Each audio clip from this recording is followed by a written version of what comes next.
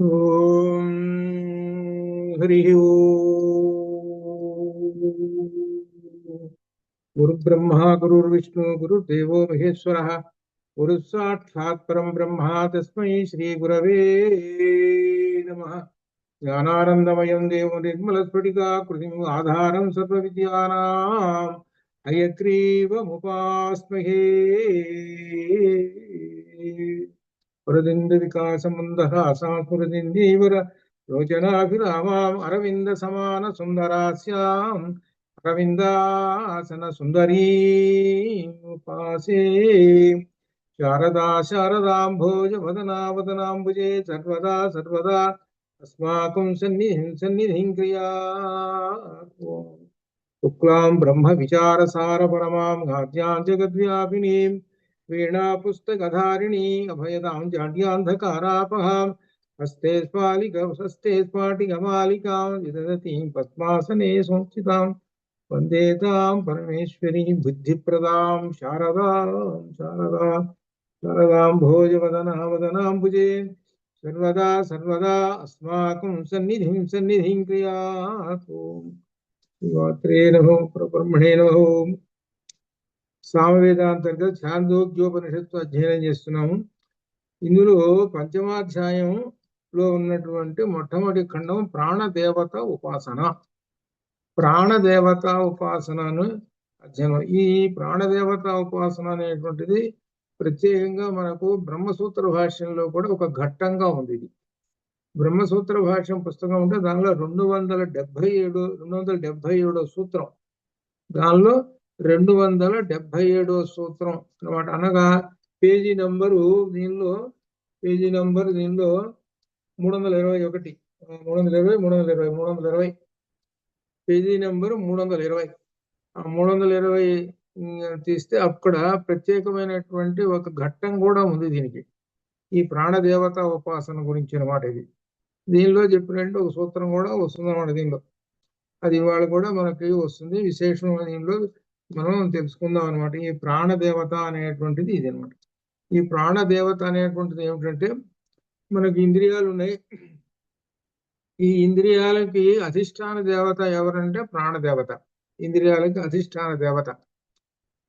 ఆ ప్రాణదేవత మీద ఒకసారి వీళ్ళందరూ కూడా ఈ ఇంద్రియాలు ఒక్కసారి తిరగబడ్డాయి. మేం గొప్ప అని. ఆ కథ కూడా వస్తుంది దీనిలో. అయితే ప్రారంభం నుంచి ఏమొస్తుందో చెబుతున్నారు. ఏమిటంటే మొట్టమొదట యో హై జ్యేష్ఠంచ శ్రేష్ఠంచ వేద జ్యేష్ఠచ్చ హవై శ్రేష్ఠచ్చ భవతి. ఎవరైతే జ్యేష్ఠమును మరియు శ్రేష్టమును ఉపాసిస్తారో అటువాడు జ్యేష్ఠుడు మరియు శ్రేష్ఠుడు, అటువంటి వాడు గొప్పవాడు అవుతాడు అని అంటున్నారు. ఏమిటి దీనిలో జ్యేష్ఠం ఏమిటి, శ్రేష్టం ఏమిటి అని అర్థం అనమాట. ఇక్కడ దీనిలో ఏమిటంటే, గర్భంలో ఉన్నప్పుడు పిండం లోపలికి ప్రాణం ప్రవేశిస్తుంది. ప్రాణం ప్రవేశించినప్పుడు అప్పుడు క్రమక్రమంగా ఆ ప్రాణాన్ని ఆధారం చేసుకొని వాక్కు అనే ఇక ఇంద్రియాలన్నీ పుడుతుంటాయి. నెమ్మదికి ఒక్కొక్కటి ఇంద్రియం ఇంకొకటి ఇంద్రియం పుడుతుంటాయి. అనగా ప్రాణాన్ని ఆధారంగా చేసుకొని ఇంద్రియాలన్నీ పుడుతుంటాయి. అలా కొంతకాలం అయిన తర్వాత చివరికి బ్రహ్మం ప్రవేశిస్తాడు చివరికి. అందుకనే ఇదివరకు మనం చెప్పుకున్నాం ఏమిటంటే, అందరూ సభంతా ఏర్పాటు, మంత్రి గారు అందరూ వచ్చినా ఇక అప్పుడు వస్తుంటాడు మహారాజు గారు అని. అట్లా అనమాట. ఈ ప్రాణం అనేటువంటిది శరీరం మొత్తం మీద పరిపాలించేటువంటిది అనమాట. ప్రాణం అనేటువంటిది ఆ ప్రాణదేవతను గురించి చెబుతున్నారు. అందుకని ఈ ప్రాణదేవత మొట్టమొదట జ్యేష్ఠంచ, మొట్టమొదట ప్రవేశించింది జ్యేష్ఠంచ. వీడు పెద్దవాడు, జ్యేష్ఠుడు వీడు, అదనమాట. జ్యేష్ఠంచ పైగా శ్రేష్ఠంచ, వీడు ఉన్నటువంటి వాళ్ళందరిలోకెల్లా ఇంద్రియాలు ఏమిటి, మొత్తం శరీరం మొత్తం మీద అన్నిటికన్నా ఎన్నైతే ఉన్నాయని చెప్పుకుంటాం అవన్నిటికన్నా శ్రేష్ఠుడు. పైగా అనగా శ్రేష్ఠుడు అంటే చాలా దృఢమైన గట్టివాడు వీడు. ఈ ప్రాణదేవత అందరికన్నా పెద్దవాడు మరియు చాలా శ్రేష్టమైనటువంటి వాడు ఈ ప్రాణదేవత అని ఈ మంత్రంలో చెబుతున్నాడు. అది అని చెప్పి ఇంకా 1వ మంత్రంలో చెబుతున్నాడు, ప్రాణో బాబా జ్యేష్ఠశ్చ శ్రేష్ఠశ్చ. ఇదే మనకు బ్రహ్మసూత్ర భాషలో ఆ పేజీలో ఉంది, చివరి లాస్ట్ లైన్ లో ఉంది. ప్రాణో బాబా జ్యేష్ఠశ్చ శ్రేష్ఠశ్చ. ప్రాణమే నిశ్చయముగా జ్యేష్ఠము మరియు శ్రేష్టము అని చెబుతున్నారు. ఇప్పుడు అదే విషయాన్ని చెబుతున్నాడు అనమాట. ప్రాణము జ్యేష్ఠము, అన్నిటికన్నా పెద్దవాడు, మరియు అందరికన్నా శ్రేష్ఠుడు అని చెబుతున్నాడు. అందరికన్నా శ్రేష్ఠుడు అని అంటే ఇంకా కొంతమంది ఉన్నారు అని అర్థం. వాళ్ళందరికన్నా గొప్పవాడు అని అర్థం. అది ఇంకా వాళ్ళందరికన్నా లోపల ఉన్నటువంటి వాళ్ళు ఎవరో వస్తారు మనకి. ఎవరు వాళ్ళు? ఇంద్రియాలు. ఇంద్రియాల కన్నా గొప్పవాడు.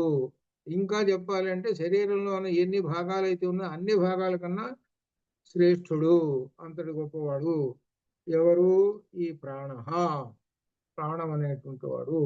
ఈ ప్రాణం అనేటువంటి ఆయన మనం దేవతగా ఉపాసిస్తాము. ప్రాణో దేవత, అదేనమాట. అయితే ఈ ప్రాణో దేవతకి 6 గుణాలు ఉన్నాయి. 6 గుణాలు. ఈ 6 గుణాలలో ఇంకా వరుసగా చెప్పుకుంటూ వస్తున్నాడు. ఏమిటంటే దీనిలో జ్యేష్ఠ శ్రేష్ఠ అని చెప్పాడు. జ్యేష్ఠ శ్రేష్ఠ అని. జ్యేష్ఠ శ్రేష్ఠ అనేటువంటి ఒక రెండు అయిపోయింది. జ్యేష్ఠుడు శ్రేష్ఠుడు అనేటువంటి 2 లక్షణాలు వాడుకున్నాయి లోపల ఉన్న ప్రాణానికి. ఇకపోతే 4. ఇక ఏమిటి దీనిలో చెబుతుంది వరుసగా అనమాట.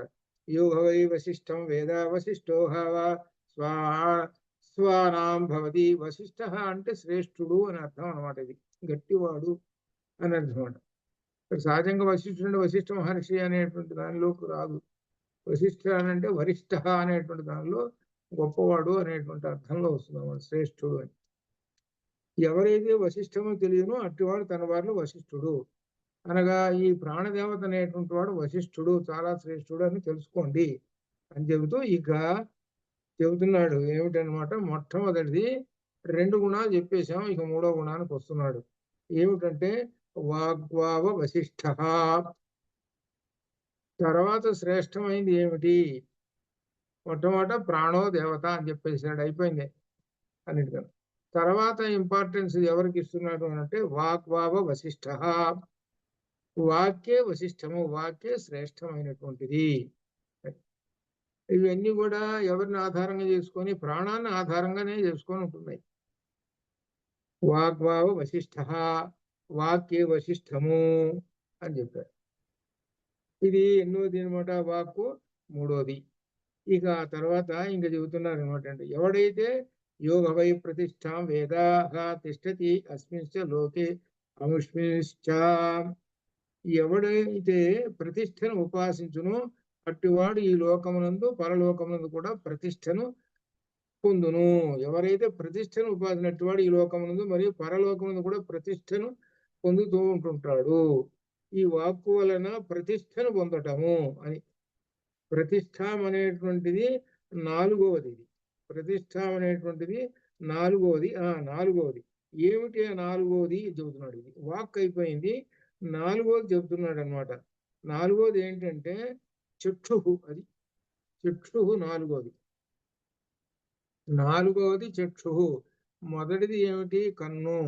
తర్వాతది చక్షు, అది ప్రతిష్ఠాం. చక్షుర్భావ ప్రతిష్ఠ. కన్నే నిశ్చయముగా ప్రతిష్ఠ. అనగా కన్ను ప్రతిష్టను తెచ్చుకుంటున్నది. అనగా అర్థం ఏమిటంటే ప్రతిష్ఠ అంటే వశిష్ఠ, శ్రేష్టమైనటువంటిది. వాక్కు తర్వాత శ్రేష్టమైనది ఏమిటి? కన్ను అని చెబుతున్నాడు.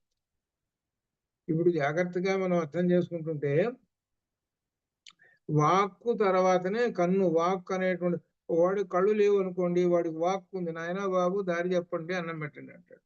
అప్పుడు ఏది శ్రేష్టమైనటువంటిది అంటే వాక్కు శ్రేష్టమైంది. వాక్కు శ్రేష్టమైంది. అట్లా ఒకదానికన్నా శ్రేష్టాలు చెప్పుకుంటూ వస్తున్నాడు. అది అలానే ఇక్కడ ఏంటనమాట, చక్షు అనేటువంటిది ప్రతిష్టాం అనేటువంటి పేరుతోటి శ్రేష్టమైనటువంటిది అని చెప్తున్నాడు. ఇప్పుడు ఎన్ని అనమాట, ఇది చక్షు అనేటువంటిది 4. పై రెండేమో జ్యేష్ఠ శ్రేష్ఠ, తర్వాత ఏమో వాక్కు చక్షు. ఇప్పుడు 4 ఇకపోతే 5వది చెబుతున్నారు. 5వది ఏం చెబుతున్నారంటే యోగవై సంపదం వేద సంహస్మై కామా పద్యంతే దైవాస్య మానుషాశ్చ. ఎవరైతే సంపదను ఉపాసించునో అట్టి దీని కొరకు దేవతలు మరియు మనుష్యుల భోగములు సంపన్నమవును. కామ్య విషయములకు చెందినటువంటి సంపద. అంటే ఏమిటి దీనిలో చెప్పేది ఏంటి? దీనిలో ఇది శ్రోత్రం వావ సంపద, అది దీనికి. ఐదుకి ఏమిటంటే కామ్య విషయములకు చెందిన సంపద అనగా ఏమిటనమాట?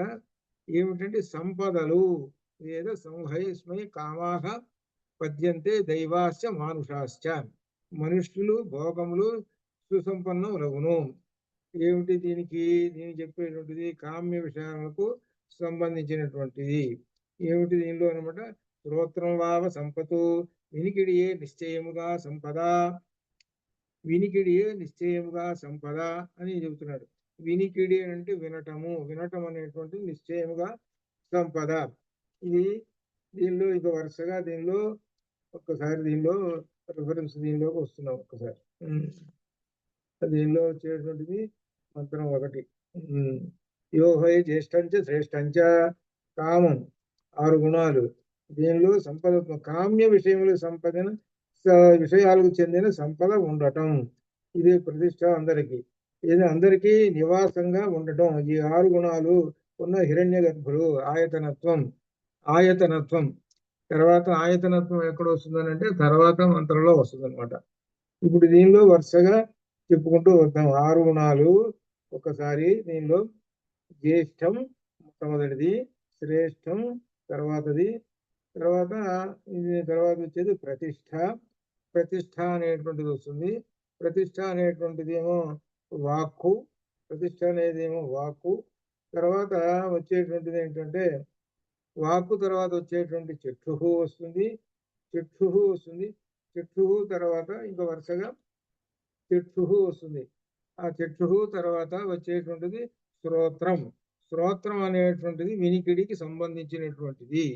ఇక్కడ విశేషం ఏంటంటే మధ్యలో 5వది కామ్య విషయములకు చెందిన సంపద. ఏమిటి? యోహ వై సంపదం వేద సంహస్మై కామాత్పత్యంతే దైవాశ్చ మానుషాశ్చ. దైవము మానుషాశ్చ, దైవతలకు మానుషాశ్చ. దీనికి యథావై దీనిలో చూస్తూ ఉన్నా. దీనిలో ఎక్కడ దీనికి రాశాడని, దేనికి సంబంధించింది. ఇప్పుడు కన్ను ఒకసారి చూసుకుందాము. కన్నే ప్రతిష్ట ఏలయనగా సమమగు ప్రదేశమునందు ఎగుడు దిగుడుల ప్రదేశమునందు కూడా చూపు ద్వారా మనిషి స్థిరముగా నిలిచి ఉండును. ఇందువల్ల కన్ను ప్రతిష్ట స్థిరంగా ఉంటుంది. అంటే ఇక్కడ కన్ను పనిచేసే విధానం చెప్పాడు. అనగా అర్థం ఏమిటనమాట? ఎగుడు దిగుడుగా ఎట్లా ఉన్నా సరే కన్ను పనిచేస్తూ ఉంటుంది. అదే నడుస్తుంటే ఎగుడు దిగుడు అనేటువంటిది. కానీ ఇక్కడ ఎగుడు దిగుడు అనేటువంటి దూరాలు ఇవన్నీ కూడా స్థిరంగా చూపిస్తూ ఉంటుంది కన్ను. ఆ కన్ను యొక్క లక్షణం చెప్పాడు అనమాట. ఇది ఆ కన్ను యొక్క లక్షణం చెప్పేది. ఎవరైతే సంపదను ఉపాసిస్తుంటారో అట్టి వీని కొరకు దేవతలు మరియు మానవుల భోగములు సుసంపన్నములగును. ఇది అర్థం. ఈ చక్షుహు అనే దానికి సంబంధించినటువంటిదే ఈ సంపద. కామ్య విషయములకు చింతన సంపద. అంటే కంటితో చూస్తున్నాడు. ఈ కంటితో చూసినట్టు వస్తువును చూశాడు. ఆ వస్తువును చూసినప్పుడు ఏం ఏర్పడుతుంది? కామ్యము ఏర్పడుతుంటుంది. అది అర్థం. మనకు కామ్యము ఏర్పడాలి అని అంటే ప్రధానంగా కన్ను పనిచేస్తూ ఉంటుంది. కన్ను పనిచేస్తున్నది కాబట్టి కామ్యము ఏర్పడుతుంటుంది. అంటే ఇప్పుడు మనం చూస్తున్నటువంటి ఈ జగత్తు ప్రపంచంలో ఈ కంటిని చూస్తున్నాము. అది చూస్తుంటే మనకు కోరికలు ఉడుతూ ఉంటుంటాయి అని అర్థం. కాబట్టి దాని ద్వారా సంపదను పొందుతాము. కాబట్టి ఆ సంపదను ఇచ్చేటువంటిది చక్షుహు. అది చెబుతున్నాడు. చక్షుహు కన్ను సంపదలను ఇస్తుంటుంది. సంపదలకు మూల కారణం అని అర్థం అన్నమాట. ఇది కామ్య సంపదలకు అని అర్థం అన్నమాట. తర్వాత శ్రోత్రం వావ సంపదు. తర్వాత ఇంకొక సంపద కూడా చెబుతున్నాడు. ఇప్పుడు 2వ సంపదలు. ఒకటి కన్ను అనేది ఒక సంపద, రెండోది చెవు అనేటువంటిది కూడా ఇంకొక సంపద. వినికిడియే నిశ్చయముగా సంపద, చెవియే నిశ్చయముగా సంపద. ఎందుకంటే చెవితో వేదములు మరియు వాటి అర్థాలు తెలుసుకుంటాము. అనగా అర్థం ఏమిటో? జ్ఞానం పొందాలి అనుకోండి.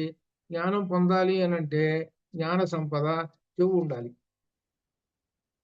కేవలం కన్ను ఉందనుకోండి, కన్ను ఉన్నంత మాత్రాన జ్ఞాన సంపద పొందలేము. అసలు వేదాలు అనే దానికి అర్థం ఏమిటి? శృతి అనే అర్థం. అనగా శ్రవణము వలన, వినికిడి వలన అవి పొందేటువంటివి కాబట్టి వాటికి శృతులు అని పేరు వచ్చింది. అదనమాట. కాబట్టి వేదం అనగా వేదం అంటే జ్ఞానం అని అర్థం. ఈ జ్ఞానం పొందాలంటే ప్రధానమైనటువంటి అవయవము చెవు. కాబట్టి ఈ చెవు అనేటువంటి ఒక సంపద, కన్ను అనేది ఇంకొక సంపద. కన్ను వలన ఏం తెలుసునో కామ్య విషయములన్నీ కూడా సంపదలు ఏర్పడుతుంటాయి. చూడండి, మరి కంటితో పనిచేసినటువంటిది ఎంత గొప్ప విశేషమైందో. ఒక్కసారి దూరంగా ఆలోచిస్తే కన్ను ఎంత పనిచేస్తున్నది. ఆ కన్ను చూసాము, పోతూ ఉన్నాము, ఆ బోర్డు చూసాము, వెంటనే ఓహో ఇక్కడ అక్కడ ఆగిపోయినాము, ఆగిపోయి అక్కడ ఏదో దానికి సంబంధించినటువంటి దాన్ని పొందుతాం. దానికి కారణం ఏమిటి? కన్ను. అట్లా అనమాట ఇది. ఈ విధంగా చూసుకుంటే కామ్యములు సంబంధించినటువంటి అన్ని కన్ను ఇస్తుంటుంది. అనగా కోరికలను పుట్టించడం, కోరికలను తెప్పించడం అనేటువంటిది కన్ను చేస్తుంది. అంటే ఒక్కొక్క ఇంద్రియం యొక్క విశిష్టత చెబుతున్నాడు, అది అర్థం. ఈ ఇంద్రియం యొక్క విశిష్టత కన్ను యొక్క చెప్పాడు. వాక్కు యొక్క విశిష్టత కూడా మొట్టమొదటి చెప్పాడు అనమాట. వాక్కు యొక్క విశిష్టత ఏమిటంటే, దీనిలో వాక్కు వలన ఏంటంటే వాక్ చాతుర్యం వలన, అది వాక్ చాతుర్యములను ఇతరులను అన్నిటినీ గెలిచేసేసి 10 మంది ఉన్నారు. 10 మందిలో వాక్ చాతుర్యం ఎవరికైతే ఉంటుందో వాడిని మెచ్చుకుంటారు. అంటే వాళ్ళని అందరినీ నెట్టివేసేసి వీడు పైకి వస్తాడు. ఇంతమంది ఉన్నారు, అంతమంది చెప్పలేరుగా. ఏదో పెద్ద జ్ఞానం సంబంధించి ఉపన్యాసం ఏదో ఉందనుకో, అందరు చెబుతున్నారా? ఎవరో దానికి సంబంధించినటువంటి వాళ్ళు చెబుతున్నారు. అట్లా అంటే అప్పుడు ఏంటన్నమాట, వాక్కు ఏం చేస్తుంది అనమాట, ఇతరులను కూడా నెట్టి వేసేసి తాను గొప్పవాడిగా చేసి పెడుతుంటుంది వాక్కు. ఇది వాక్కు యొక్క గొప్పతనం. వాక్యే అన్నిటికన్నా ప్రధానమైనటువంటి. మనం ఉన్నతంగా ఉండాలి అని అంటే మొట్టమొదటి వాక్కును పట్టుకో అంటున్నాడు. తర్వాత పట్టుకోవాల్సింది ఏంటంటే, వాక్కు తర్వాత ఏంటంటే కన్ను పట్టుకో. కన్ను ఏంటంటే కామ్య సంపదలు ఇస్తుంటుంటుంది. కామ్య సంపదలు అంటే ఏవి కావాలనో అవి చెబుతుంటుంది. తర్వాత చెవు, ఆ చెవును పట్టుకో. అనగా అర్థం ఏమిటి? ఇవి ఒక్కొక్కటి తమ యొక్క విశిష్టతను చెబుతూ ఉన్నాయి. చెవు వలన వేదాలు వింటావు, అనగా జ్ఞానం సంపాదిస్తావు అని చెబుతుంది. ఇలా ఈ విధంగా వీటి యొక్క విశేషాలు చెప్పుకుంటూ వస్తున్నారు అనమాట. ఇది ఒక్కొక్క దానికి సంబంధించి చెప్తూ వస్తున్నారు అనమాట. ఇక్కడ చెబుతున్న దాంట్లో శ్రోత్రం వావ సంపతు, చెవియే నిశ్చయముగా సంపద. ఎందుకంటే చెవితో వేదములు మరియు వాటి అర్థాలు కూడా తెలుసుకుంటావు కాబట్టి. ఇది అనమాట. అందువలన ఆ జ్ఞానం వలన కర్మలు చేయబడను, ఆ కర్మల వలన కామనలు సంపన్నములగును. అది వేదం విన్నావు, వేదంలో మొదటి భాగం ఏమిటి? కర్మకాండకు సంబంధించిన మంత్రాలన్నీ వినటం వలన నువ్వు యజ్ఞయాగాది కర్మలు చేస్తావు. ఆ చేయటం వలన ఏమొస్తుందంటే సంపదలు పెరుగుతాయి. కాబట్టి శ్రోత్రం, చెవు ఏమిస్తుంది? అది కూడా సంపదలను ఇస్తుంది. అలా చెవు మరి కన్ను చెప్పాడు కదా, కన్ను కూడా అట్టనే సంపదలు ఇస్తుంది, చూసినటువంటి దాన్ని పొందాలి అనేటువంటిది. వాక్యేమో అందరికన్నా గొప్ప వాడిగా చేసి పెడుతుంది. ఇది అర్థంగా. ఇవేమో తనకి తాను, ఎవరు? చెవు, కన్ను తనకు తాను గొప్పవాణ్ణిగా చేసి పెడుతుంది. వాక్కు మాత్రము అందరికన్నా గొప్పవాణ్ణిగా చేసి పెడుతుంది. కాబట్టి అందరికన్నా పైన వాక్కు శ్రేష్టము, జ్యేష్టము. వీళ్ళిద్దరికన్నా ఎవరు పెద్దయ్య అంటే ప్రాణో దేవత జ్యేష్ఠచ్చ శ్రేష్ఠచ్చ. అది వీళ్ళందరికన్నా గొప్ప సుపీరియర్ ఎవరు అని అంటే ప్రాణదేవత, అది అర్థం. అందుకని వరుసగా వీళ్ళ యొక్క శ్రేష్టాలను గురించి చెప్పుకుంటూ వస్తున్నాడు అనమాట. అది యోగ ఆయతనం వేద ఆయతనోహ స్వానాం భవతి. ఎవరైతే ఆశ్రయమును ఉపాసించునో అట్టువాడు తన వారులను ఆశ్రయించుతాడు. ఎవరైతే ఆయతనమును ఉపాసించునో అట్టువాడు తన వారులకు ఆయతనము. ఏమి ఆయతనము అంటే ఇది. ఇంతటి దాకా చెప్పేసేసి ఇవి మనకి అంత క్రితం ఎప్పుడు తెలుసుకున్నటువంటి విషయమే. 5 ఇంద్రియములకు అధిష్టానం ఎవరు అంటే మనస్సు. అదే మనకు ఇందులో వచ్చినటువంటిది దేనిలోనంటే కఠోపనిషత్తులో ఆత్మానోనిధనం విద్ధి మనః ప్రగ్రహమేవచ, బుద్ధించు సారథం విద్ధి అని దానిలో చెప్పిన దానిలో 5 ఇంద్రియాలు 5 గుర్రాలు అని చెప్పాడు. 5 గుర్రాలకి కళ్ళాలు పగ్గాలు ఎవరి చేతిలో ఉంటాయి? సారథి చేతిలో ఉంటాయి. పగ్గం అంటే ఏంటి? మనఃప్రగ్రహం ఏవచ. మనస్సు ప్రగ్రహము అంటే కళ్ళెం, పగ్గాలు అనగా అర్థం ఏమిటనమాట? మనస్సుకి ఈ 5 ఇంద్రియాలు అధిష్టానంగా కలిసి ఉంటాయి. అనగా 5 ఇంద్రియముల మీద అధిష్టాన దేవత మనస్సు. అనగా ఈ 5 ఇంద్రియాలు ఈ విషయాలను తీసుకొని వెళ్ళి మనస్సుకి చేర్చేస్తుంటాయి. అది దాని అర్థం. మనస్సుకు చేర్చేస్తుంటే మనస్సు తగిన విధంగా నడుస్తూ ఉంటుంది. కన్ను చూసింది, ఓహో ఇదేనని వెంటనే మనస్సుకి తెలిసిపోయింది. వెంటనే కావాలని ఆ మనస్సు కోరింది. కోరేటప్పటికి అప్పుడు కారుని ఇంకొక వైపు నడపాలి. అప్పుడు కర్మేంద్రియాలకి మనస్సు చెబుతుంది, అదిగో లెఫ్ట్ తీసుకో అటు వెళ్ళాలి దాని సంగతి, లేకపోతే బ్యాక్ తీసుకో అని చెప్పగానే అటు వెళుతుంది. అనగా ఈ మనస్సు కర్మేంద్రియాలకి చెప్తుంది.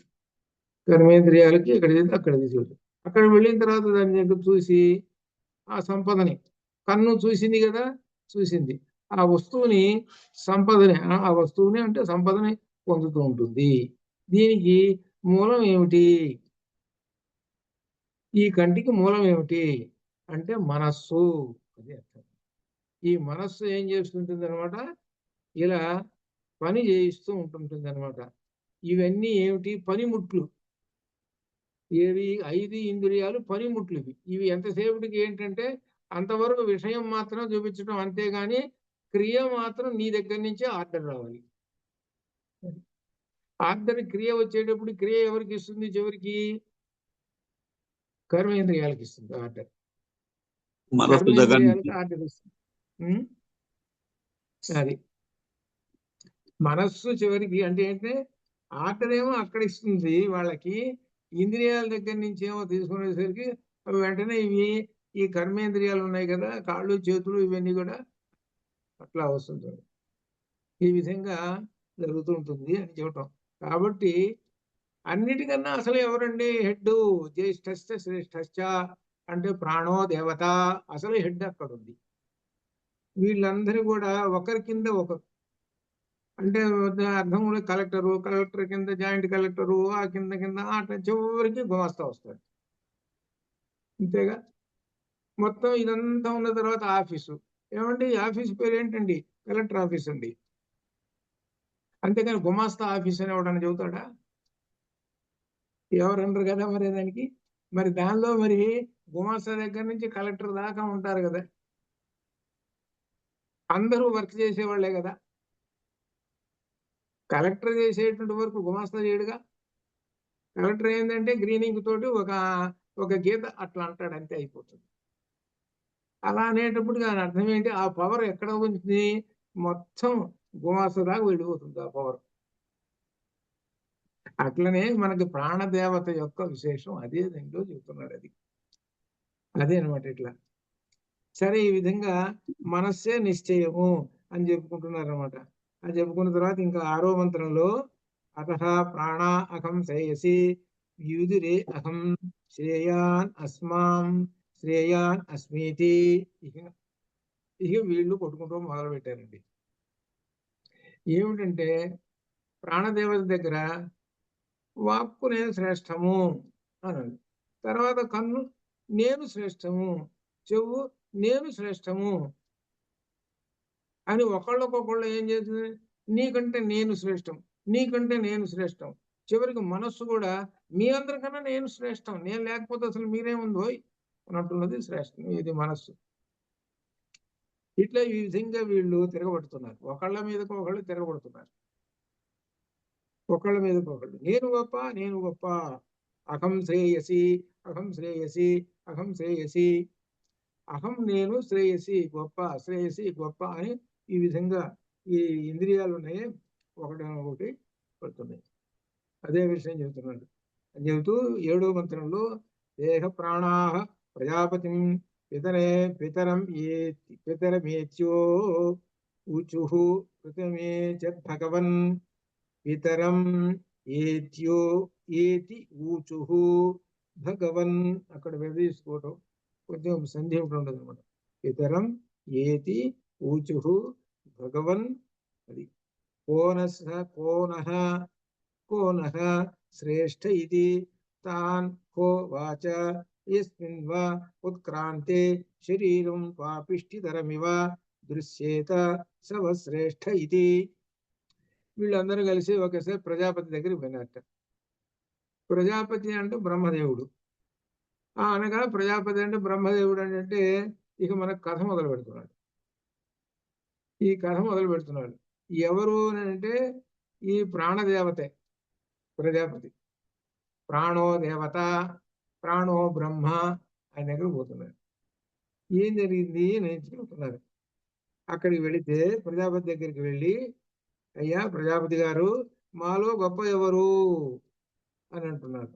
మాలో ఆ ప్రజాపతి దగ్గరికి వెళ్ళి ఏమని, భగవన్ హే ప్రజాపతి, కోనః శ్రేష్ఠ ఇది, మాలో నహ, మాలో కహ శ్రేష్ఠ, మాలో కహ శ్రేష్ఠ, ఎవరు శ్రేష్ఠులు అని అంటుంది.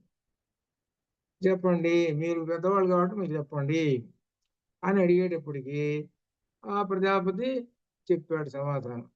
ఏంటి, యస్మిన్ వా ఉత్క్రాంతే శరీరం, శరీరంలో నుంచి, యస్మిన్ ఎవరి శరీరంలో నుంచి అయితే, ఒక మనిషి శరీరం అనుకోండి, ఆ శరీరంలో నుంచి ఎవరైతే బయటికి పోతారో, బయటికి పోతే అప్పుడు ఈ శరీరము ఏం కావాలి అని అంటే పాపిష్టి తరం కావాలి, అది చచ్చిపోవాలి. అంటే ఇంకా అశుచి అయిపోవాలి. అది మీలో కొట్టుకుంటున్నారు కదా, మేం గొప్ప అని. అందుకని ఒకరిని పట్టుకొని వాడిలో మీరు ఈ పోట్లాట యుద్ధం అంతా సాగించండి అని.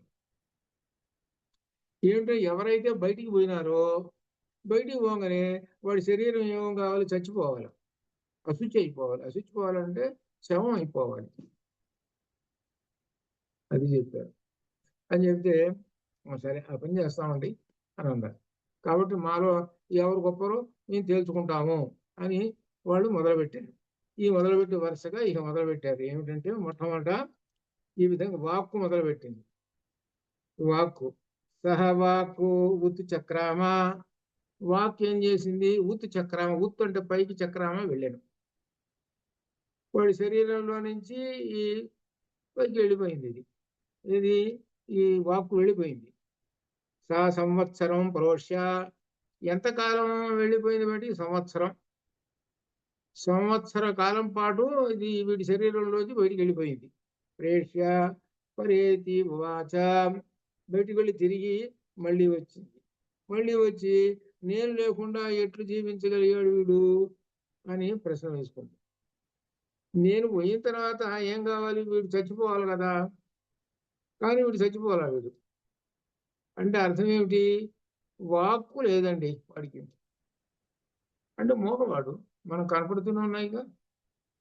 అక్కడ దాకా ఎందుకు, చిన్నపిల్లవాడు ఉన్నాడు, వాడికి మొట్టమొదటి మాటలు వచ్చినాయా, వాడి వయసు పెరిగే కొంది కదా మాటలు వచ్చింది. నీకు మొట్టమొదటి రాగానే వాడి మాటలు వచ్చినాయా, రాలేదు కదా. అట్లా అనుకుంటే తర్వాత కదా వాక్కులు వచ్చింది. సరే పెద్దవాడు అయినాడు, పెద్దవాడి మీద నువ్వు పరీక్షించావు, నువ్వు బయటికి పోయిన రోజు వీడేం చేస్తున్నాడు, మగవాడైతే సైకిల్ చేసుకుంటున్నాడు, తింటున్నాడు, తిరుగుతున్నాడు, అన్ని పనులు పెట్టుకున్నాయి. కాబట్టి నీ గొప్పతనం ఏముంది అని తేల్చేసి మిగిలినవన్నీ నువ్వేం గొప్పవాయా వాక్కు, నువ్వేం గొప్ప కాదు అని ఈ విధంగా చెబుతూ, యథా కళ అవధంత, ఎట్లాగైతే మోగవాడు మాట్లాడుతున్నాడో, వాడు మాట్లాడుతున్నాడుగా, వాడు జీవిస్తున్నాడుగా, కాబట్టి నీవు శ్రేష్ఠుడివి కాదు,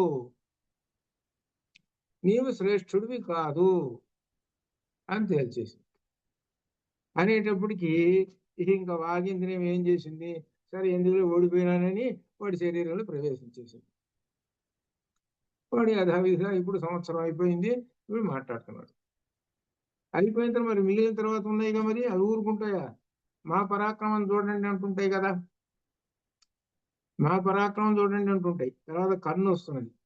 కన్ను తర్వాత 9వ మంత్రం, 8వ మంత్రంలో ఏమొస్తున్నదంటే ప్రాణం ప్రాణం ప్రాణంతః ప్రాణేన పశ్యంతః చక్షుష శృణ్వంతః శ్రోత్రేణ ధ్యాయంతో మనసైవమితి ప్రవివేశః వాక్కు. ప్రాణశక్తితో ప్రాణ వ్యాపారమును చేయువారే, కంటితో చూచువారే, చెవితో వినువారే, మనస్సుతో సంకల్పించు వారే ఇటులనే ఇంద్రియములను చెప్పారు. వాగింద్రియము అంటే ఏమిటంటే ప్రాణశక్తితో ప్రాణ వ్యాపారములను ఇవన్నీ చేస్తున్నదంటే కంటితో చూస్తున్నారు, చెవులతో వింటున్నారు అని మనకు వ్యాఖ్యానం చేసి చెబుతున్నారు. దీనికి అన్నిటికీ మూలం ఎవరు అంటే ప్రాణం ఉన్నది కాబట్టి వీళ్ళు కన్ను వాక్కు వీళ్ళందరూ పనిచేస్తున్నారు అని మనకు వ్యాఖ్యానం చెప్పి ఇక మంత్రం చెబుతున్నాడు 9లో.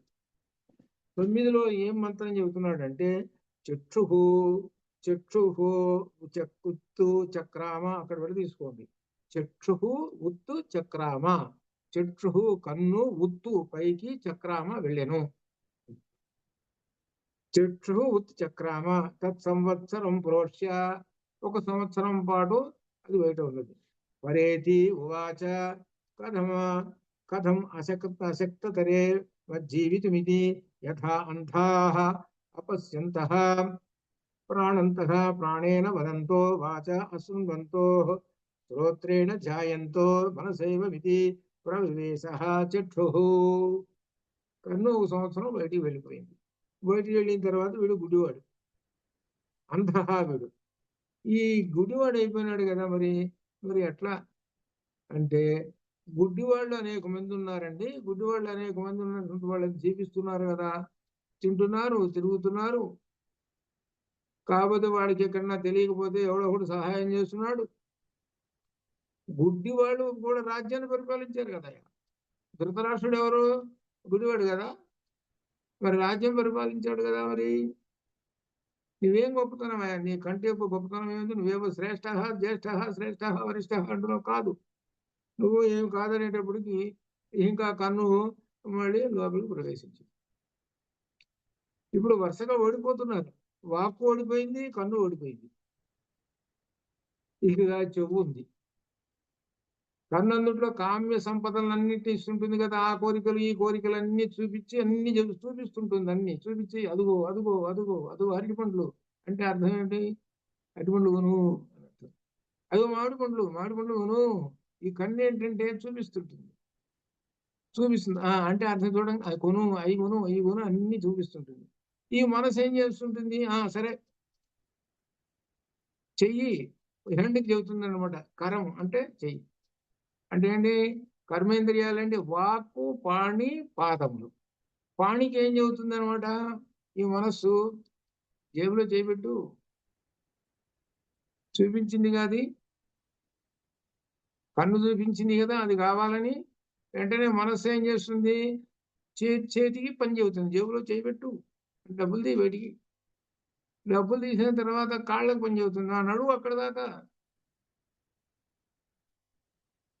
ఈ కరము ఈ పాదాలు రెండు పనిచేసేసి చివరికి వాడికి డబ్బులు ఇచ్చేసేసి అక్కడ నడిచి చేతితో తీసుకొని ఆ మూట తీసుకొని అప్పుడు వస్తాడు. అప్పుడు కన్ను సంతోషించిందిరా, బాగా పనిచేసిందిరా అని అట్లా ఆ విధంగా కన్ను చేసింది. ఇక చెవు దగ్గరకు వచ్చేసాడు.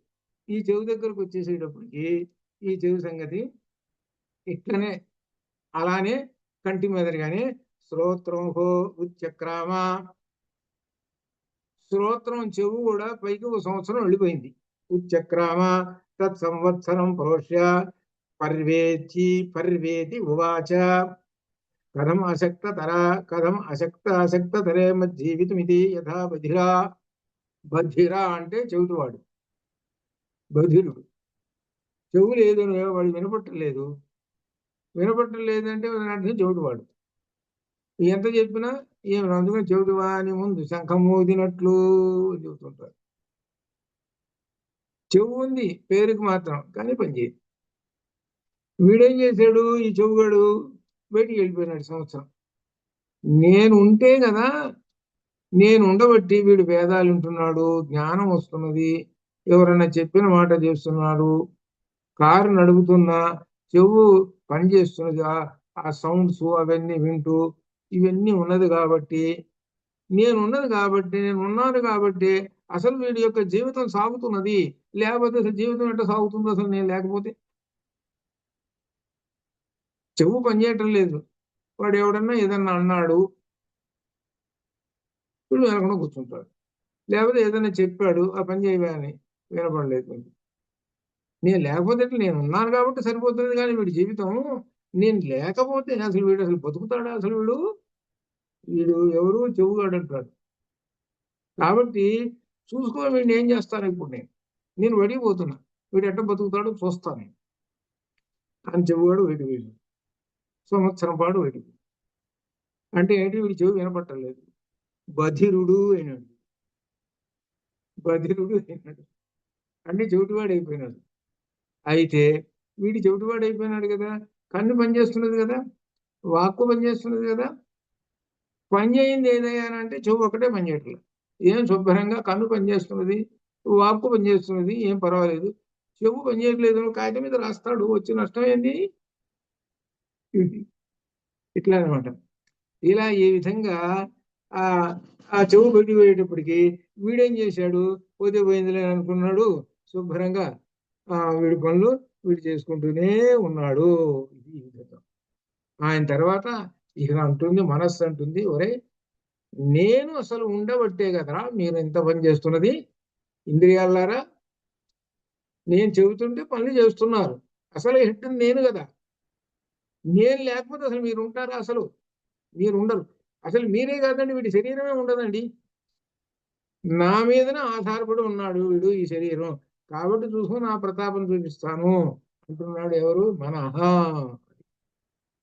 మనహ అంటే మనహ ఓ ఉచ్చక్రామ. అట్లనే మనహ ఓ ఉచ్చక్రామ తత్ సంవత్సరం ప్రోష్య పర్యేచ్చి ఉవాచ. ఒక సంవత్సరం బయటికి పోయింది, ఆ బయటికి పోయి మళ్ళీ తిరిగి వచ్చేసింది. జీవితమిది యథా బాలా అమనసహ. అది ఒక ఉదాహరణ చెప్పాడు. బాలాహ అంటే చిన్నపిల్లలు ఉన్నారు, వాళ్ళు అమనసహ, వాళ్ళకి మనస్సు తెలియదు, వాడికి ఏం తెలియదు. పిల్లవాడు ఉంటాడు, ఒక 5 నెలలు 6 నెలలు పిల్లవాడు ఉన్నాడు అనుకో, వాడు బరాబరా పరిగెత్తుకుంటూ పోతుంటాడు. అక్కడ ఏదో కుంపటి ఉంది, లేకపోతే ఏదో నిప్పులు ఉన్నాయి, లేకపోతే ఏదో కత్తి ఉంది, లేకపోతే ఏదో ఉంది, వాడికి తెలియదుగా. బరాబర పట్టు కొట్టుకుంటాడు, ఓ గదరవాడు. వాడికి తెలియదు కదా, మరి వాడు మనిషే కదా వాడికి. అట్లా అనమాట. కాబట్టి అటువంటి వాడికి ఆ మనస్సు కాస్త బయటికి వెళ్ళిపోయింది. ఆ బయటికి వెళ్ళిన వాడు బతుకున్నా. మన పిల్లలు, మనం అందరం చిన్నప్పుడు పిల్లలమే. ఎన్నో బతికారా లేదా? వరుసగా 5వ నెల 6వ నెల క్రమంగా వయసు పెరిగే కొంది మొత్తం తెలిసిపోతున్నది వీడికి. చిన్నప్పుడు రెండో సంవత్సరం కాగానే ఎల్కేజీ. నువ్వేం చదువుతున్నారా? ఎల్కేజీ అంటాడు వాడు. చూసుకో, యూకేజీ. ఇట్లా అంటే ఏంటి, మనసు చూసుకోవాడికి శుభ్రంగా అంత చక్కగా పనిచేస్తున్నది. చిన్నపిల్లవాడికి మనసు కూడా వాడికి కూడా పనిచేస్తున్నదండి, ఏం పర్వాలేదు, వాడికి తెలుస్తూనే ఉన్నది అంటే అర్థం ఏంటి? తల్లిని చూడగానే ఆ తల్లిని ఎత్తుకోమంటాడు. మనసు పనిచేస్తున్నదా లేదా? అది ఇట్లా అనమాట ఇది. కాబట్టి ఆ మనసు బయటికి పోయి నేను లేకపోతే వీడు ఎట్ట బతుకుతాడు అనేటప్పుడు చివరికి ఏంటి, అబ్బాయి నువ్వు చిన్నపిల్లలే, నువ్వు హాయిగా ఉన్నారా, నువ్వేదో మనసు కనుక నువ్వే పెద్ద గొప్ప అనుకుంటున్నావేమో, నువ్వు లేకపోయినా ఇబ్బంది ఏం లేదు అని తేల్చేసింది. అయితే ఇప్పటికీ ఇంకప్పుడు ఇక ప్రాణదేవత దగ్గరికి పోయినాయి జడ్జిమెంట్కి. అది కదా, జడ్జిమెంట్కి పోయి చివరికి ఇవన్నీ ఈ పనులు చేసిన తర్వాత అన్ని మళ్ళీ యథావిధిగా ఆ శరీరంలోకి ప్రవేశించి ఉన్నాయి. ఇప్పుడు జడ్జిమెంట్ చెప్పాలి. అప్పుడు ఈ జడ్జిమెంట్ ఎలా చెబుతున్నాడంటే, అధః ప్రాణం ఉచ్చక్రమిషంసః. అప్పుడు ఆ ప్రాణం పైకి లేవగోరుచున్నది. ఎలా పోతున్నది అనంటే, యథా సుహయః షడ్వీశంకూన్ సంఖిదే సంఖిదే సంఖితేదేవ వితరాన్ ప్రాణాన్ సమభిదతు. ఇప్పుడు గుర్రాన్ని కట్టేశారు. గుర్రానికి కట్టేయటం అంటే దానికి మెడకి తాడు పశువుల్లో కట్టేయరు, దాని కాలికి తాడు కట్టి మీకు కట్టేస్తారు. మీరు చూసింటారా లేదో మరి గుర్రాన్ని గుర్రాలను ఎట్ట కట్టేస్తారు సంగతి. ఒక్కొక్క పశువును ఒక్కొక్క రకంగా కట్టేస్తారు. గుర్రానికి కాళ్ళల్లో ఉంటుంది శక్తి, అందులో కాలిని కట్టేయాలి. పశువుకి ఏమో కంఠంలో ఉంటుంది శక్తి. అట్లా అందుకని ఏంటంటే అక్కడ అవి కట్టేస్తారు. ఆ గుర్రానికి కాలికి తాడు కట్టి ఈ తాడుని ఒక మేకుకి పశువు కట్టేసినట్టు కట్టేస్తారు. అదేనమాట ఆ పోలిక చెబుతున్నాడు ఇక్కడ. ఏమిటంటే ఇప్పుడు ఒక గుర్రం ఉంది, ఆ గుర్రం మీద ఒకడు కూర్చున్నాడు. కూర్చొని చల్ అని అన్నాడు. అనేటప్పుడు అది పరిగెత్తాలి కదా, పరిగెత్తం మరి తాడు ఓడబెక్కాలిగా, తాడు ఓడబెక్కలేదు. తాడు ఓడబెక్కలు చల్ అన్నాడు. అనేటప్పటికి అది గట్టిగా లాగి పారేసింది. ఇది బాగా బలవంతంగా లాగేసేటప్పటికి ఆ మేకు కాస్త కటా కటా కదులుతున్నది. ఇంకా కాసేపు ఆగితే కదిలిపోతుంది. ఇది ఈ దృశ్యాన్ని చెబుతున్నారు. ఎప్పుడైతే ఆ మేకు ఎట్టయితే కటాకటా కదిలి ఊడటానికి సిద్ధంగా ఉన్నదో అట్లనే ప్రాణదేవత గనక వెళుతుంటుంటే మీ గతి అప్పుడు వీటి గతి గిలగల తన్నుకుంటున్నాయి. ఎందుకులే మీరు ఈ విధంగా కొట్టుకుంటున్నారు, నేను ఒకసారి పోయొస్తాలే బయటికి. మీరందరూ పోయొచ్చారు కదా బయటికి, మీరందరూ బయటికి పోయినారు, బయటికి పోయి లోపలికి వచ్చేసేసారు, ఓడిపోయినారు. కాబట్టి ఎందుకు మీరందరూ తన్నుకుంటున్నారు, నేను ఎక్కడ తీర్పు చెప్పేదిలే, అసలు మీకు తీర్పు చెప్పలేను, నేనే పోతున్నానులే, నేను నా వల్ల కాదే మీకు తీర్పు చెప్పటం అని రెడీ అయింది.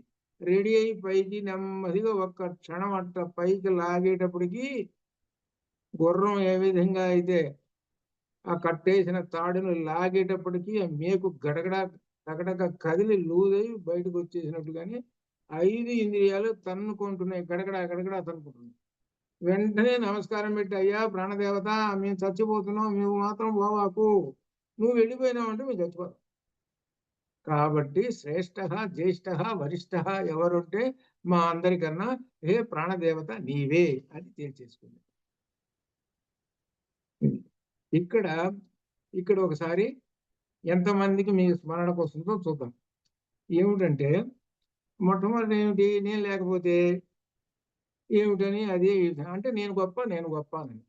చివరికి ఇవన్నీ ఏమిటి, మేమెవరం గొప్ప కాదు అని తెలిసింది. ఎవరు గొప్ప అంటే ప్రాణదేవత గొప్ప అని అర్థమైంది కదా. ఇదే సామ్యంగా వచ్చినటువంటి ఒక ఉపనిషత్తులో ఏమిటి ఎంతమందికి స్మరణకు వస్తున్నది? కేనోపనిషత్తులో చెప్పారు. నాకు తెలుసు, నువ్వు చదువుతావని సంగతి నాకు తెలుసు. నేను మొట్టమొదటి అనాల్సింది, మీరు కాక మీరు వాళ్ళు చెప్పండి అనాల్సింది. అది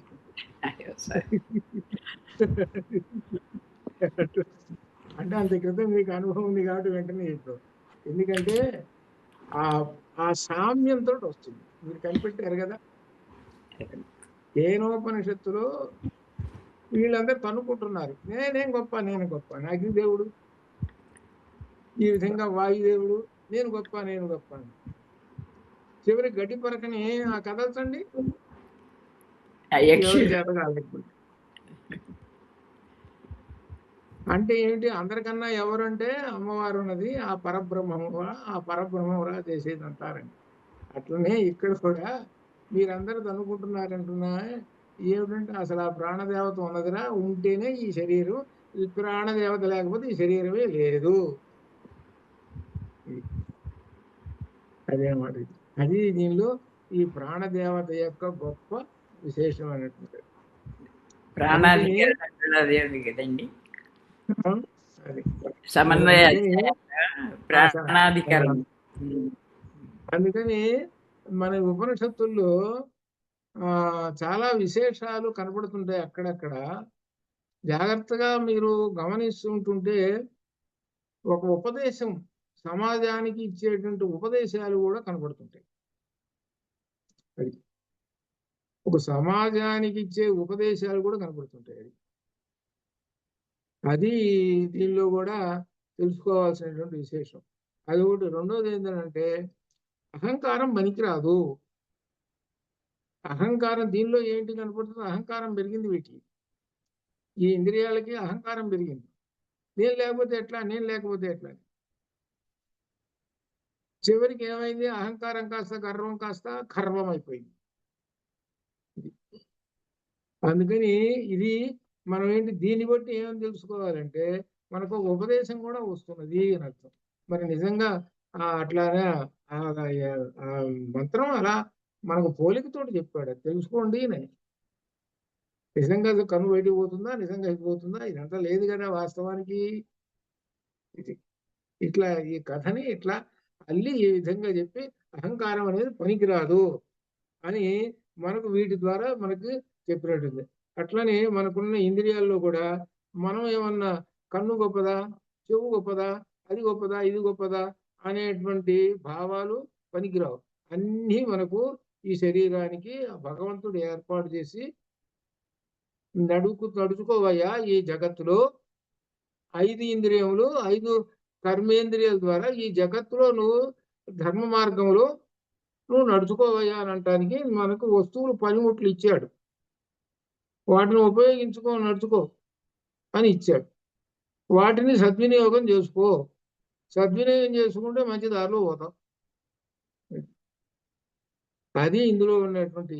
కాబట్టి ఇంద్రియాలని అట్లా ఉపయోగించుకో అనే అర్థం కూడా మనకు తెలుస్తుంది అనమాట. ఇది సరే. ఈ ప్రాణం కాస్త పైకి పోవటానికి సిద్ధమైంది. సిద్ధమయ్యేటప్పటికి ఇంకా మిగిలిన ఇంద్రియాలన్నీ కూడా వెంటనే ఏమొస్తున్నాయి అనమాట, అయ్యా నువ్వు వెళ్ళిపోతుంటుంటే మాకు ఇక్కడ అంతా ప్రాణాలు పోతున్నాయి, నువ్వు పోతే ఎట్లా, పోవాకు అంటూ 12వ మంత్రంలో చెబుతున్నాయి. సమూహాభిసమేతి ఊచుహు భగవన్ ఏధి త్వం న శ్రేష్ఠోసి మోత్క్రమీరితి. ఈ ప్రాణము ఆ ప్రాణం అభిముఖంగా సమీపించి ఎదుటిగా నిలబడ్డాయి ఈ ఇంద్రియాలు. హే పూజనయ్య, హే భగవన్, ఇక్కడనే ఉండము, త్వం నీవు ఇక్కడనే ఉండము, ఈ శరీరంలోనే ఉండము. నహా శ్రేష్ఠ అసి, నహా మేము మాత్రం శ్రేష్ఠులం కాదు అని చెప్పి, నీవు మాలో గొప్పదానవు, నీవు చాలా మా అందరికన్నా గొప్ప, కాబట్టి పైకి పోవద్దు అని ఇంద్రియాలు ప్రాధేయపడ్డాయి. అదే అర్థం. ఎప్పుడైతే ఇన్ని ప్రాణదేవత గనక బయటికి పోవడానికి సిద్ధమైందో ఇక అప్పుడు అన్ని కూడా ఇక ఆటోమేటిక్గా ఇవి చదువుకుపోతుంటాయి. అదే భగవద్గీతలో కూడా వచ్చిన భగవద్గీతలో కూడా ఒక శ్లోకంలో వచ్చింది. ఎప్పుడైతే ప్రాణం ఉత్క్రామంతి, ఆ శబ్దం వచ్చింది, ఉత్క్రామంతి, శరీరంలో నుంచి ఎప్పుడైతే వెళ్ళిపోతున్నదో అనేటువంటి, ఆ శరీరం ఎప్పుడు వెళ్ళిపోతుందో ప్రాణం అనేటువంటిది వెళ్ళిపోవటం. అది అంతేగాని కళ్ళు చెవులు అని ఎక్కడ చెప్పటం లేదు. అది ప్రాణం అనేటువంటి ప్రధానమైనటువంటిది అని చెప్పటం అనమాట. అది అని చెబుతూ 13వ మంత్రంలో అథ హైవం వాకువాచ యదహం వశిష్ఠోస్మి త్వం తద్వశిష్ఠః వశిష్ఠోః ఆసీత్ అథ హైనం చిట్టురువాచ యత్ అహం ప్రతిష్ఠాస్మి త్వం తత్ ప్రతిష్ఠా అసీతి. ఆ ప్రాణమును ఉద్దేశించి వాక్ ఇంద్రియమును నేను ఏ విధముగా వశిష్ఠమునైతునో ఆ విధముగా నీవు వశిష్ఠము, నీవు నేను వశిష్ఠం, నేను గొప్పే, కానీ నువ్వు మాకన్నా గొప్ప. తర్వాత ప్రాణమును ఉద్దేశించి కన్ను, తర్వాత నేను ఏ విధంగా ప్రతిష్ఠితనో అట్లనే ప్రతిష్ఠిత అనగా అర్థం ఏమిటి, అన్ని ప్రతిష్ఠితమైనటువంటివే, ఇవన్నీ స్థిరమైనటువంటివే. అయితే మా అందరికన్నా ఏ ప్రాణ వరిష్ఠ, శ్రేష్ఠ, జ్యేష్ఠ, అది చెబుతుంది. ప్రాణము జ్యేష్ఠ, శ్రేష్ఠ, వరిష్ఠ, ఈ పదాలు రావాలి. అది మనకు బ్రహ్మసూత్రంలో ఇచ్చాడు. అది ప్రాణం ముందు పోతుందిట, ముందు పుట్టేది అదిట. పిండంలో ప్రాణం పుడుతుంది. ప్రాణం పుట్టిన తర్వాత నెమ్మదిగా కళ్ళు చెవులు ఇంద్రియాలు నెమ్మదిగా ఏర్పడుతుంటాయి. అట్లా 7వ నెలలో పరబ్రహ్మ ప్రవేశించేసేస్తాడు. ఎట్లా అనమాట ఇది. అదే అనమాట. అది మనకు జీవుని యొక్క లక్షణం ఇలా చెబుతున్నాడు అనమాట. చెబుతూ ఇంకా ఆ తర్వాత 14వ మంత్రంలో అధహైనం శ్రోత్రం వాచ ఇదం సంపదస్మి త్వం తత్ సంపదసీతి అథ హైనం మన ఉవాచ యత్ అహం ఆయతనమా అస్మి త్వం తద ఆయతనం అసీతి. ప్రాణమునుద్దేశించి చెవి, నేను ఆ చెవి ఉంటుంది, ఏ విధముగా సంపద అయితునో ఆ విధముగా నీవు సంపద అని పలికా. తర్వాత ఈ ప్రాణం ఉద్దేశం మనసు. ఇట్లా వరుసగా 5 ఇంద్రియాలు చెప్పుకుంటూ వచ్చింది. నేను ఎట్లయితే గొప్ప అనుకుంటున్నాను, నేను గొప్ప అని, అయితే నేను గొప్పే, కానీ నాకన్నా నువ్వు గొప్ప ప్రాణదేవత అని చెప్పుకుంటూ వరుసగా మళ్ళీ అవన్నీ కూడా చెప్పుకుంటూ ఆ ప్రాణదేవత ముందు వాటి యొక్క ఆ వాక్కులు అంటే అర్థం ఏమిటి, ప్రార్థన కూడా చెప్పినట్టు అనమాట. నేను గొప్పే, అయినా కానీ నాకన్నా నువ్వు గొప్ప వాళ్ళవు అని చెబుతూ చివరికి మనస్సు కూడా ఆ విధంగానే చెబుతున్నది. నేను మనస్సు అనమాట. ఆ మనస్సు నీవు ఆశ్రయము అన్నింటికి, ఏ ప్రాణదేవత అని ఈ విధంగా ఆ ముఖ్య ప్రాణానికి చెప్తుంది. ఇక్కడ మనకు ప్రాణదేవత అనేటువంటి పదానికి ముఖ్య ప్రాణము అని అర్థం చేసుకోవాలి. కనుక ముఖ్య ప్రాణం అని అంటే సహజంగా ప్రాణ అనేటప్పటికి ఏం అర్థం వస్తుందంటే పంచ ప్రాణాలు వస్తాయి. ఈ పంచ ప్రాణాలు ఎక్కడి నుంచి ఎట్లా వస్తాయి అంటే ప్రాణదేవత ఉన్నది కదా, ముఖ్య ప్రాణదేవత. ఆ ముఖ్య ప్రాణదేవతలో నుంచి 5 పంచ ప్రాణాలు వచ్చింది. 5 పంచ ప్రాణాల్లో నుంచి 5 ఉప పంచ ప్రాణాలు వచ్చింది. వీళ్ళని దేవతలు అంటారు. అసలు దేవత ఎవరు? ప్రాణదేవత హెడ్. ఆ హెడ్ కింద 5 అసిస్టెంట్లు, 5 అసిస్టెంట్ల కింద మళ్ళీ 5 అసిస్టెంట్లు. అంటే అర్థమైంది. ఒక ఆఫీసులో ఎట్టుంటాడు, ఆఫీసులు ఉంటాడు, ఆయనకి డిప్యూటీలు, డిప్యూటీల కింద మళ్ళీ అసిస్టెంట్లు, అసిస్టెంట్ల కింద సూపరింటెండెంట్లు, సూపరింటెండెంట్ల కింద గుమాస్తాలు ఎట్లయితే ఉన్నారో, వాస్తవానికి మీరు జాగ్రత్తగా అర్థం చేసుకుంటే సృష్టిలో ఈ ఆఫీస్ అనేది ఎలా ఏర్పడది అని అంటే మన శరీరాన్ని బట్టి ఏర్పాటు చేశారు. ప్రాచీన కాలం నుంచి అంటే రాజుల దగ్గర కూడా ఆఫీస్ అట్నే ఉంటుంది కదా. ఈ కలెక్టర్ ఆఫీసు ఇవన్నీ ఎక్కడి నుంచి వచ్చింది? వాడు బ్రిటిష్ వాడు పెట్టాడు ఇది. ఈ కలెక్టర్ ఆఫీస్ అని ఆఫీసు ఇదంతా. పూర్వం ఏమన్నారు అని అంటే రాజుగారి దివాణం అనే విధంగా. అక్కడ కూడా ఏమని ఉంటారు? ఇట్లే ఉంటారు అక్కడ కూడా. ఇది భౌతికంగా కనపడుతున్నది. అలానే ఆధ్యాత్మికంగా లోపల కనుక మనం చూసుకుంటుంటే హెడ్ అనేటువంటి వాడు ఒకడు ఉన్నాడండి. వాడెవడు? ప్రాణదేవత. వాడు గనక లేకపోతే ఈ శరీరము అశుచి. అందుకని ఎవరన్నా చూస్తే ప్రాణం పోయిందండి. అంతేగాని బ్రహ్మం పోయినాడండి ఎవడన్నా అంటున్నాడా? ఎవడు అంటలేదు. అసలు ఆ మాట ఎవడు అంటలేదు కదా.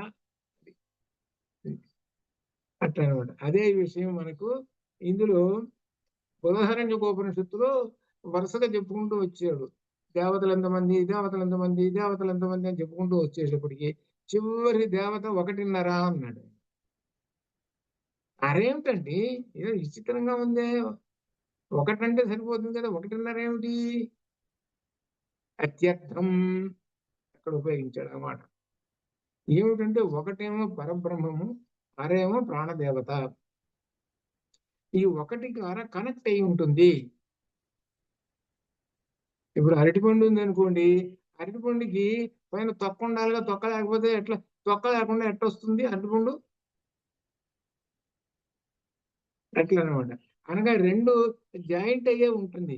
ఈ మహారాజు గారు, ఈ ప్రాణదేవత. అది అంటే ఇప్పుడు మహారాజు గారు వెళ్ళిపోతున్నాడు అంటే మంత్రి గారు కూడా పోతుంటారు, ఆయన ఉంటాడు. ఇది ఇక్కడ మనకు పోలికతోటి అట్లా అనమాట. కాబట్టి ఆ ప్రాణదేవత అనేటువంటి ఆయన ఫంక్షన్ చేయించే పని. బ్రహ్మము అనేటువంటి ఆయన ఒక రాజుగారిగా సింహాసనంలో కూర్చుంటాడు అంతే, చూస్తూ ఉంటాడు. సాక్షి. మనకి దీనిలో వచ్చింది కదా సాక్షి విష్ణు సహస్రనామంలో. వర్క్ అంతా ఎవరిది? మంత్రి గారిది. అనగా ప్రాణదేవతది వర్క్ మొత్తం అయింది. ఆ ప్రాణదేవత మొత్తం మన చేత గాలి పీల్చుకుని మొత్తం మన కళ్ళు వాటి మొత్తం కంప్లీట్ గా మొత్తం అన్నిటికీ హెడ్. రాజుగారు ఊరికి హాయిగా సీట్లో కూర్చుంటాడు అంతే. అదనమాట దీనిలో చెప్పేది. అందుకని ఇక్కడ విశేషం అంటే ప్రాణదేవతను గురించి ఉపాసన చేయటము అని అర్థం. ప్రాణదేవత ఉపాసన. ఈ ప్రాణదేవతను గురించి తెలుసుకొని ఆ అంటే మనం ఏంటంటే చివరికి ప్రాణాయామము మనం ఇందులో భగవద్గీతలో 11 యజ్ఞాలు చెప్పాడు కదా. 11 యజ్ఞాలలో ఈ ప్రాణాయామం అనేది ఒక యజ్ఞం ఉంది 11 యజ్ఞాలలో. అదేనమాట అది. ఆ ప్రాణదేవతను ఉపాసించండి అన్నది. ఆ ప్రాణదేవతను ఉపాసిస్తే నీ కళ్ళు, చెవులు, అలాగా అంటే ఇంద్రియాలు, కర్మేంద్రియాలు ఇవన్నీ చక్కగా అవి పనిచేస్తాయి అని అర్థం. అది ఆ యజ్ఞం చేయండి, ప్రాణయజ్ఞం అది అనర్థం. అది ఇందులో ప్రాణదేవత ఉపాసన. ఇది చేయడానికి ఏమిటంటే మనకు ఇందులో ప్రాణం యొక్క గొప్పతనం, అలానే ఇంద్రియముల యొక్క గొప్పతనం అంతా చెప్పుకుంటూ వచ్చాడు. ఈ సబ్జెక్ట్ అంతా తెలిసింది కాబట్టి ప్రాణాయామం చేస్తాం, ప్రాణాయామ యజ్ఞం చేస్తాం. అది అప్పుడు ప్రాణదేవత ఉపాసన అవుతుంది. అది అర్థం అవుతుంది. కాబట్టి చివరికి దేనికి వచ్చేసాడంటే ఉపాసనలు కదా దీనిలో ఉండేది. ఆ ఉపాసన ప్రాణదేవత ఉపాసన సంగతి చెప్పుకుంటూ వస్తున్నది. అలా ఈ విధంగా ఈ 5 ఇంద్రియాలు చెప్పుకుంటూ 14వ మంత్రంలో కూడా అదే చెప్పుకుంటున్నాడు. చెవు కూడా అట్లనే అన్నది అట్లా అనమాట. అన్ని కూడా ఆ విధంగా చెప్పుకుంటూ వచ్చేసేసి ఇంక చివరికి ఇంద్రియములు ఇంద్రియములను వాక్కులని చెప్పరు, కన్నులు అని చెప్పరు, చెవులని చెప్పరు, మనస్సులు అని చెప్పరు. ఏమిటి? నా వై వాచో నా చక్షుంసి నా శ్రోత్రాణి నా మనసి ఇది ఆచక్షతే. వాక్కు, కన్ను మొదలగు ఇంద్రియములు ముఖ్య ప్రాణం నిర్దేశించి పలికిన ఈ వాక్కు యుక్తమైన శృతి ఇప్పుడు చెబుతూ ఉన్నది. ఎందుకంటే వాక్కులని చెప్పరు, కన్నులు అని చెప్పరు, చెవులు అని చెప్పరు, మనస్సులని చెప్పరు. గొప్ప ఎవరు అంటే ప్రాణదేవత గొప్ప. కళ్ళు కాదు గొప్ప, చెవులు కాదు గొప్ప, అన్నిటికన్నా శ్రేష్ఠ జ్యేష్ఠ ఎవరు అని అంటే ప్రాణదేవత. అది అని చెప్పి ఇంకా 15వ మంత్రంలో ప్రాణములనియే చెప్పెదరు. ఏలయని ఇవన్నీ ప్రాణం, ఇవన్నీ ప్రాణములే.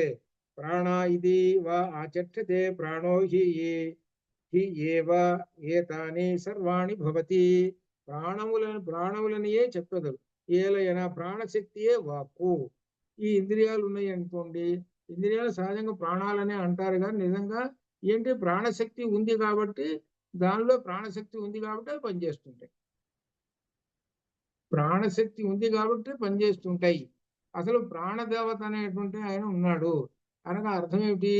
మెయిన్ స్విచ్ అక్కడ ఉంది, అక్కడి నుంచి ఈ కరెంటు తీగలు తీసుకున్నాడు. అసలు మెయిన్ స్విచ్ లో అసలే కరెంట్ లేదనుకో, ఇవి ఉన్నా ఏం ప్రయోజనం?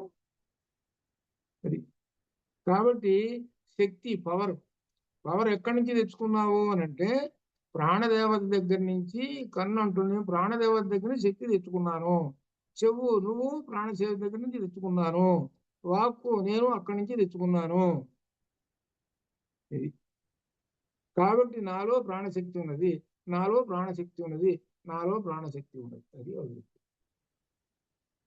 అట్లా అనమాట. ఈ విధంగా ఆ ప్రాణశక్తులు మన కళ్ళల్లో బాగా పనిచేస్తున్నాయి అని అంటే ఆ ప్రాణశక్తి ఉన్నది.